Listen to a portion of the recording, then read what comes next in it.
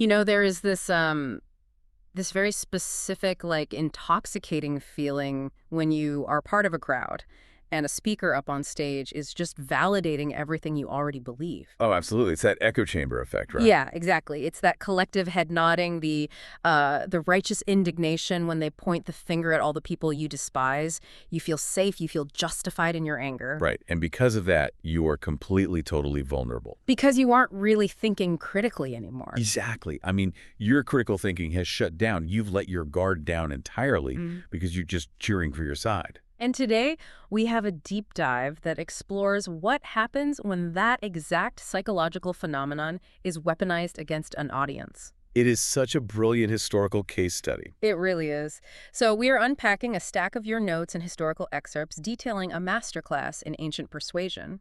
We're looking at a piece of rhetorical brilliance from the biblical text of Amos, specifically chapter 2. Yeah. And today's mission for you, listening right now, is to understand what scholars call the covenantal trap. Which sounds ominous, right? But we're going to examine how this ancient prophet, how he sprung a trap on his audience that not only indicted their entire society, but actually revealed a radically different concept of divine justice that completely shocked the ancient world. To really get how devastating the trap in chapter 2 is, you have to picture the scene Amos sets up in chapter 1. Right. The setup is crucial here. It is. So Amos is an ancient prophet, and he is speaking to an Israelite audience. He spends the entirety of the first chapter essentially pacing the stage, pointing at all the surrounding rival nations, and delivering what are known as oracles against them. Let's define that term real quick for anyone who isn't, a deep ancient history buff. When we say oracle in this context, we aren't talking about like a fortune teller looking into a crystal ball, right? Good clarification. No, in this context, an oracle is essentially a formal divine indictment. It's a legal speech. Like a prosecutor reading charges. Exactly. It's a pronouncement of judgment handed down by a prophet on behalf of the divine. And in chapter 1, Amos is using these oracles to condemn Israel's neighbors for horrific atrocities. We are talking about brutal war crimes here, right? Slavery, border expansions through sheer violence. Yeah, the worst of the worst. So you can imagine the Israelite crowd. They are loving this. They're probably stamping their feet, yelling, yes, get them. They deserve it. Amos has them eating out of the palm of his hand. Okay, let's unpack this. How exactly does he structure this trap before he springs it? Well, the genius is in the geography and the repetition. He uses the exact same numerical formula for every single rival nation he condemns. Okay, what's the formula? He starts each indictment by saying, for 3 sins, even for 4. For 3 sins, even for 4. That's very specific. It is. It's an ancient idiom. It essentially means enough and more than enough. It implies a cup of wickedness that has completely overflowed. So it's not literally like you committed exactly 4 crimes. Right. No, it means God has kept count, and the absolute limit has been breached. Man, I'm picturing a prosecuting attorney pacing around a crowded courtroom. The attorney starts pointing at all the usual suspects sitting in the gallery, the known criminals, the rival gangs from the next town over, and laying out their crimes in excruciating detail. And the jury is just eating it up. Exactly. The jury is nodding along, completely unified in their disgust for these outsiders. But then, without changing his tone, the attorney suddenly pivots, walks right up to the jury box, points directly at the jurors themselves, and reads off a list of crimes that are infinitely worse than anything the guys in the gallery did. That is the exact psychological mechanism at play here. Amos creates this unified, self-righteous mob, and then he narrows the circle. He brings it closer to home. He does. He brings the geography of his indictments closer and closer. And the first victim in chapter 2, as he crosses into this new territory, is the nation of Moab. And the specific crime Amos calls out for Moab is fascinating because it's not a standard battlefield casualty. He condemns Moab for burning the bones of the king of Edom into lime. Yeah, which is incredibly specific. Right. Now, I understand that's gruesome, but ancient warfare was inherently gruesome. People were getting slaughtered by the thousands. Why is burning a dead king's bones singled out as the ultimate atrocity? Because you really have to look at it through the lens of ancient Near Eastern beliefs about the afterlife. Okay, how did they view it? Well, in their worldview, a person's existence didn't just cleanly end at death. The deceased spirit, often referred to as a shade, dwelled in the netherworld, and its peace and rest were directly tied to the physical preservation of their remains. Specifically the bones, right? Yes, the bones. and the ongoing memorial rituals performed by their descendants. So the physical body was an anchor for the soul. Precisely. To disturb the dead, especially the royal dead, was an unthinkable violation of cosmic order. But Moab didn't just disturb the bones, they burned them into lime. Right. And lime was a material used for plastering walls. This is an act of extreme post-mortem spite. Oh, wow. So they turned a king into wall plaster. Yeah. They're essentially erasing the king from existence, denying him rest in the afterlife, and humiliating his entire lineage by turning his remains into basic building materials. It violated the deepest core of ancient human decency. That is just, it's psychological warfare aimed at a culture's deepest fears. It goes way beyond just winning a war. It is about completely obliterating an enemy's legacy. Exactly. It's terrifying. But as Amos moves the geographic target even closer to home, the nature of the crimes begins to mutate. We move from these physical, brutal war atrocities to something more ideological. Yeah, we reach a massive turning point when Amos targets Judah. Judah is Israel's immediate neighbor to the south. They share a history, they share a lineage, they are essentially a sister kingdom. Exactly. And for the first time in Amos's entire speech, the sin he calls out is not a violent war crime against a neighboring state. It is an internal religious failure. The indictment here is apostasy. Amos says they rejected the law of the Lord and were led astray by lies. And based on the historical context in the notes, lies is a derogatory term for the idols or false gods that their ancestors followed. The shift in expectation here is critical. Judah wasn't just another pagan nation operating on standard ancient geopolitical rules. Right. They had a different stand. They were the keepers of the Mosaic law. Their entire society was founded on a covenant with the divine. So by abandoning that law to chase after idols, they weren't just practicing a different religion, they were committing treason. Wait, hold on. You just called it treason, but apostasy is a religious concept. Treason is a political crime against a state. Are we mixing categories here? How does worshiping a different god equate to treason? That's a great question because in this specific historical context, there is literally no separation of church and state. They're completely intertwined. Fully fused. The Mosaic Law wasn't just a list of spiritual suggestions, it was their national constitution. Oh, I see. Yeah, Yahweh, the God of the Israelites, wasn't just considered a spiritual deity. He was recognized as the literal sovereign king of the nation. So the covenant was actually a political treaty. Yes. So to reject the law and follow idols was a fundamental breach of contract. It was a rejection of their king. And by doing so, they forfeited the protection that the covenant guaranteed. Okay, that makes perfect sense. The categories of religion and politics were entirely fused. Which brings us to the dead center of the target. Israel. The main event. The very people Amos is standing in front of. The crowd that has been cheering the loudest. Amos finally springs the trap, and the longest, most intense oracle is saved for them. And the structural intensity skyrockets here. Amos doesn't just list a single crime like he did for the other nations. He really unloads on them. He does. He unloads a highly detailed, devastating breakdown of Israel's sins, dividing them into 3 distinct categories. Let's dissect these categories because this is where the historical notes get incredibly dark. The first category Amos hits them with is social injustice. Yeah, this one is rough. He says they sell the righteous for silver and the needy for a pair of sandals. Now, I need to understand the literal mechanics here.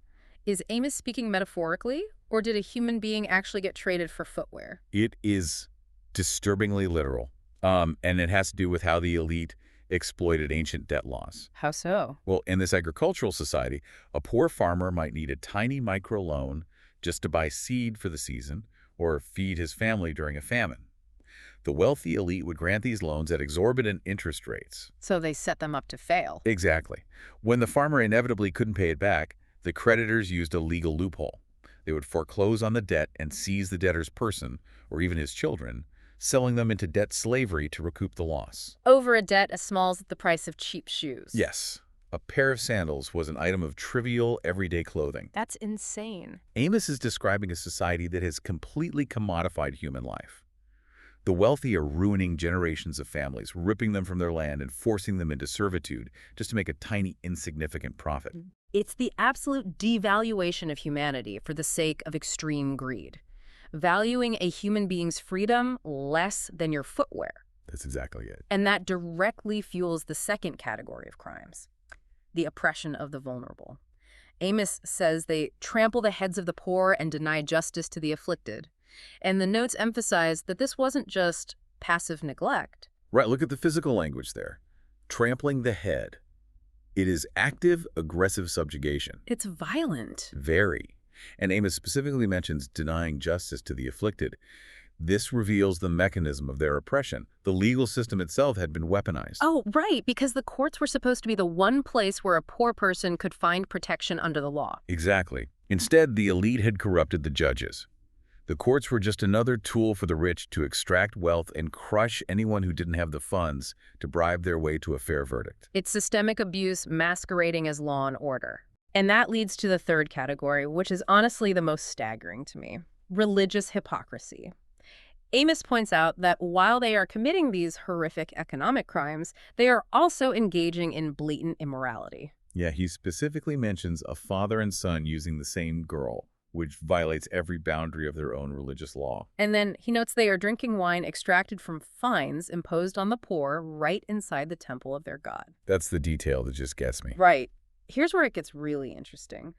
I am trying to wrap my head around the psychology of this crowd. How could a society be so religiously observant? I mean, they're literally in the temple doing the rituals, yet so utterly morally bankrupt. It's a huge disconnect. Did they truly believe that burning incense gave them a free pass to crush the needy the moment they walked outside? It is massive cognitive dissonance. But yes, they fully believed it. Their religion had become entirely divorced from ethics.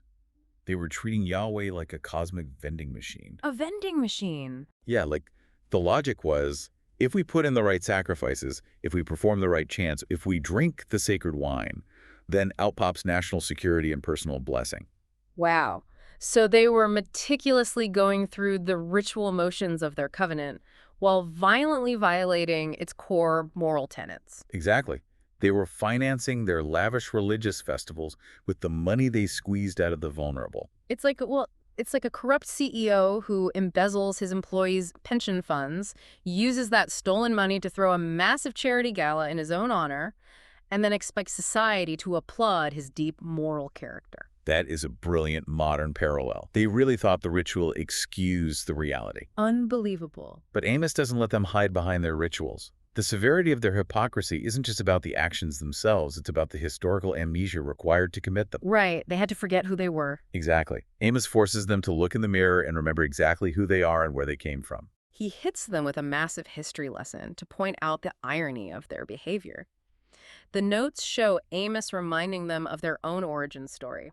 He says, essentially, remember the Amorites, those giant, terrifying people. God destroyed them so you could have a home. Remember Egypt. God delivered you out of brutal slavery. He's laying out this profound track record of faithful provision. Yeah, and he points out that God didn't just give them land, he gave them a moral compass. He raised up spiritual leaders, prophets, to speak the truth, and Nazirites to be living examples of dedication. Right. God didn't just rescue them physically. He provided the spiritual infrastructure to sustain their soul as a nation. And what was Israel's response to this unparalleled grace? Utter ingratitude. The text says they commanded the prophets, do not prophesy. They literally outlawed truth-telling. Which is wild. But the detail that fascinated me in the notes is about the Nazirites. A Nazirite was someone who took a strict voluntary vow to abstain from alcohol as a visible sign of their purity and dedication to God. And Amos says the Israelites forced the Nazirites to drink wine. Which is such an oddly specific thing to force someone to do. Right. And forcing someone to break a religious vow isn't just bullying. To me, this looks like a textbook psychological defense mechanism. Unpack that a bit. What is the psychological goal there? Well, think about the environment. When a society is deeply structurally corrupt, the mere existence of someone who is holy, someone who is genuinely principled and refuses to participate in the corruption, is completely intolerable. Right, because they make everyone else look bad. Exactly. They are a walking indictment of everyone else's compromise. So the corrupt majority has two choices. They can elevate their own behavior, which requires sacrifice, or they can drag the holy person down to their level. And they chose the latter. Yeah. If you can force the Nazirite to drink the wine, if you can corrupt the incorruptible, then suddenly you don't feel so guilty about your own rotten behavior. They weren't just being cruel, they were systematically trying to silence the moral conscience of their own nation so they could sleep at night. That is a phenomenal read on the text. They couldn't stand the contrast, so they had to contaminate the standard. Right. But Amos makes it terrifyingly clear. Silencing your conscience does not stop the consequence. No, it doesn't. And the chapter ends with a vivid, suffocating picture of that consequence. God declares he will crush them like a cart loaded with grain. It's an image of unavoidable crushing weight. It sounds so heavy. Yeah, imagine a heavy wooden wagon, right? It's overloaded with the harvest and it's bogging down deep in the mud. It cannot move forward. It cannot move backward. It just slowly collapses under the pressure of its own mass. Wow. That is what their society has become. And all the military might they rely on to protect them, the institutions they thought made them invincible. Amos lists them off systematically. The runner won't be fast enough to escape. The strong man will find his strength useless. The warrior, the archer, the horseman, the absolute elite, well-funded military defense of their society will completely collapse. And we really need to pause here and acknowledge the sheer danger Amos was in by saying this out loud. I was just thinking that preaching the military defeat of your own nation in the ancient world wasn't just unpopular, it was considered sedition. Oh, it's a death sentence. To stand in front of a prosperous, militarily secure Israelite crowd and tell them that their own God was going to orchestrate the slaughter of their armed forces. I mean, it bordered on treason itself. Which means this text is doing something far more profound than just predicting a historical battle. Amos is forcing a massive theological paradigm shift. He isn't just listing ancient crimes, he is completely redefining the character of God for the ancient world. If we connect this to the bigger picture of the ancient Near East, we have to understand how the ancients viewed divinity. Right. Set the baseline for us. So gods were essentially tribal mascots. You had your national god, your enemy had their national god.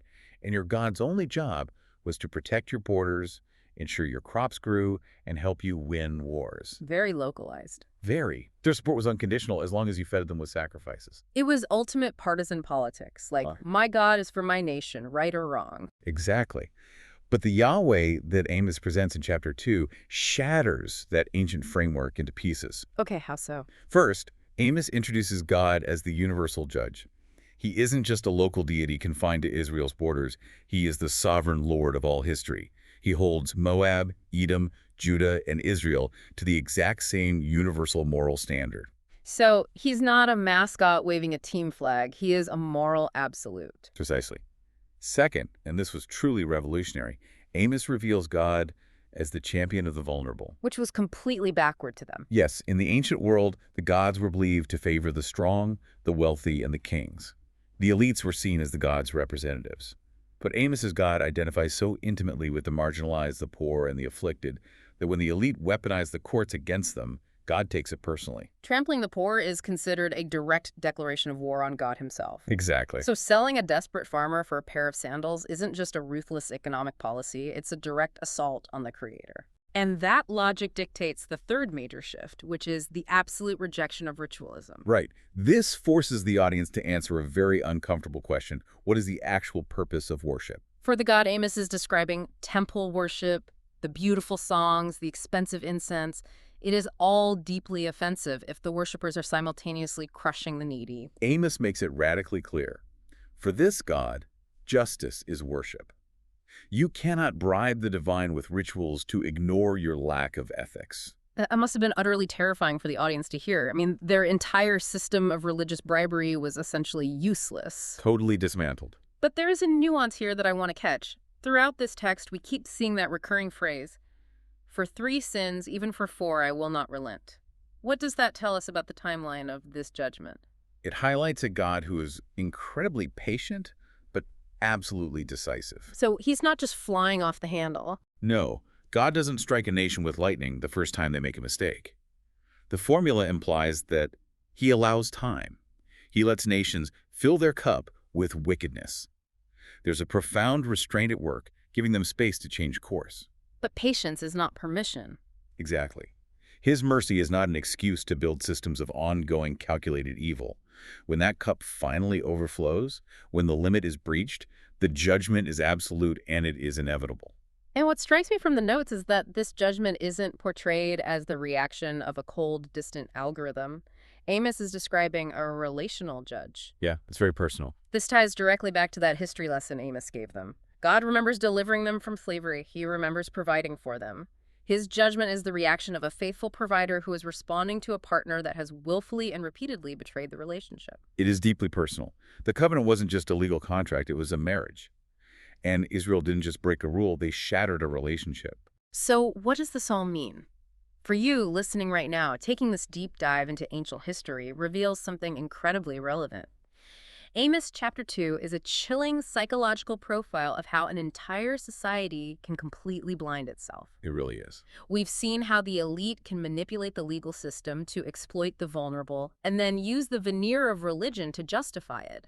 They wrongly believed that their rituals, their economic wealth, and their status made them immune to consequence. They mistook their historical privilege for permanent immunity. They absolutely did, and that leaves us with a terrifying paradox right at the heart of this text. The Israelites genuinely believed that having a special covenant with God, possessing the law, and being the quote-unquote chosen people meant they had a permanent shield from judgment. But it was the exact opposite. Yes, Amos flips the trap entirely. Having that covenant didn't shield them, it made their judgment worse. Because they actually knew the standard. Exactly. They weren't operating in ignorance like the surrounding nations. They had the blueprint for a just society, and they still chose to build an empire based on exploitation. This is a sobering thought. It is. So I want to leave you with this final thought to explore on your own today. Think about our modern world, our institutions, maybe even your own life. What if the knowledge, the traditions, or the privileges we think protect us from scrutiny? You know, the very things that make us feel safe and justified while the crowd is cheering? What if they are actually the very things that make our ethical failures completely inexcusable? That's a heavy question. It is, because when the crowd is cheering the loudest, that might just be the exact moment the trap is about to spring.